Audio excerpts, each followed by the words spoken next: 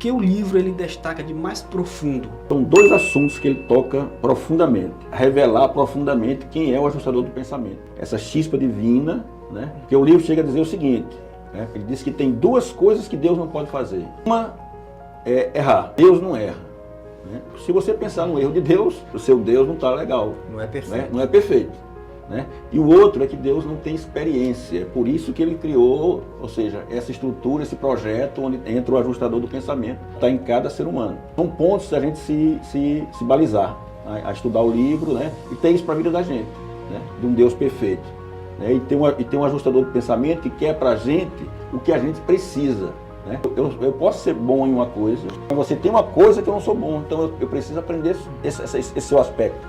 E vice-versa, a gente precisa aprender com qualquer irmão. Nenhum ser humano é perfeito de ter experiências que consiga chegar nem perto do que Jesus passou.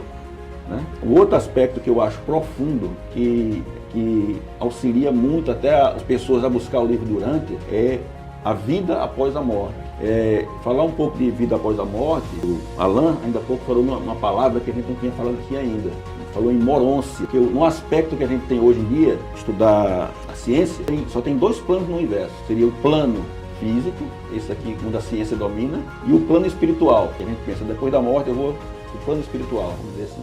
O livro de Durante diz que tem três aspectos, vamos dizer assim, três fases, três categorias de aspectos universais, sim. Entendeu?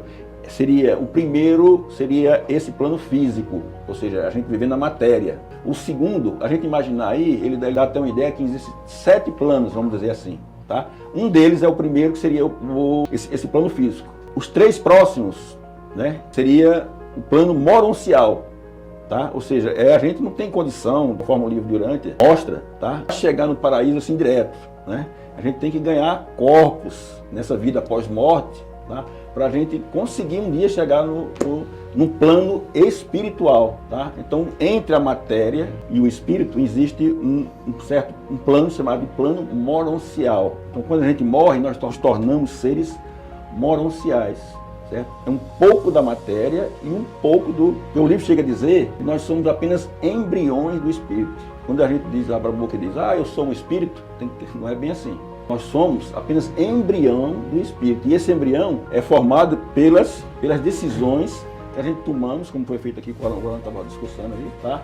Com relação a essas decisões espirituais que a gente toma. Então, toda vez que a gente toma uma decisão espiritual, isso aí vai ser somado, certo? A um plano superior, tá? E vai nos ter condições, o ser humano vai ter condições de se tornar uma alma vivente no plano moroncial. Então, a vida após a morte traz a Nova Jerusalém, que a Bíblia fala, tá? Que a cidade chamada de Jerusalém. E nesse Jerusalém existem satélites, que seriam satélites que recebem os seres humanos após a morte. Tá? O que ele não fez aqui, né? Ele morreu cedo, por exemplo, morreu com 9 anos. Ele vai continuar a vida dele lá dos 9 anos de idade em diante. Tá? Do mesmo jeito, a pessoa que, vamos dizer, com aquela história até do ateu que a gente falou na última conversa, ele vai ter a oportunidade dele de continuar a vida dele lá e um dia tomar uma decisão, se quer continuar a vida eterna, não.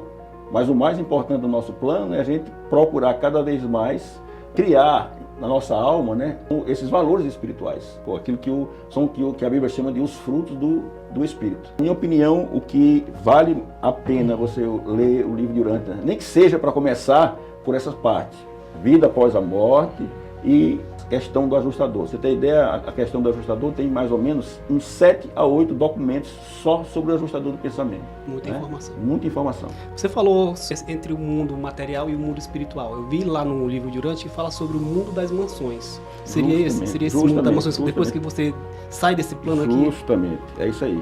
Que até alguns livros apócrifos, algumas pessoas falam que seria que Jesus visitou a mansão dos mortos. Né? Não fala isso? Sim. Então são essas mansões. Né? E outros falam que ele foi ao mundo dos mortos, mas faz um trocadilho, pensando que esse mundo dos mortos seria o inferno. O livro de Durante toma o inferno, vamos dizer assim, como uma figura que foi criada aí pelos judeus, uma coisa desse tipo. Ou seja, se a gente pensar direitinho, quem sabe melhor é tentar entender que o inferno seria onde a gente é o planeta atual da gente, do jeito que ele está hoje. De fato, não para cima, justamente. Né? Tem uma ideia errônea disso.